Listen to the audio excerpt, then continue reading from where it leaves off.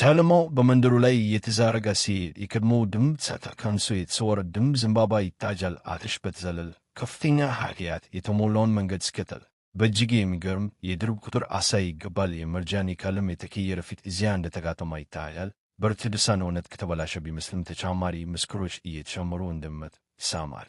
ንስር በሜትሩ ውስጥ ተዘጋጅቶ ከርቀት የሚመለከት እያለ አትሽን በቀጣይ ይከታተላል። ይህ ጊዜ የሚሸሽ ምንም አይኖርም። እውነቱን ታውቃለህ የሚለው ድምፅ ይሰማል። ይህ ግን ተራ ማስጠንቀቂያ ብቻ አይደለም።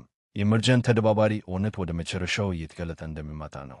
አትሽ ወደ ፋብሪካው የሚወስደውን ቀላል ተራራ መንገድ ሲያቀርብ ግን በድንገት የሚታይ ማቆሚያ ብርሃን ይወጣል። በዚያ ቁልፍ ላይ አባስ እንደተቆማ ይታያል። ድንገት የተሰወረ በሁሉም ቦታ የተፈለገ የሚገባው የሕይወት አሳሳቢ ተመሳሳይ አይኖች በደንብ ትኩረት ተሞልተው ይመለከቱበታል። ምን እንደሚያውቅ እና የሚያደርገው ነገር ለማንም የማይታወቅ ነው።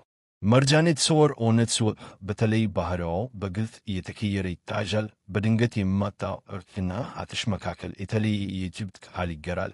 የፍራጅማን ጊዜ ሁሉን ነገር በምታፍ ሁኔታ ይገልጣል። የተሻቅ የተሰወረ ግርግር እና ከፍተኛ እውነት በመጨረሻ ላይ እንደሚናጠቅ ይገልጣል። እንዲሁም በመጨረሻ በብርሃንና በጨለማ መካከል የተገጠመ አዲስ ድምፅ ይሰማል። በዚህ ጊዜ ከማንም መሸሽ አይቻልም። የ13ኛው ክፍል ፍራጅማን 2 በድንገት ከፍ ብሎ ይላታል። ቀጣይ ክፍል ተከታዮችን እንደሚያሳይ ድንገተኛ ቶርተር ብቻ ነው።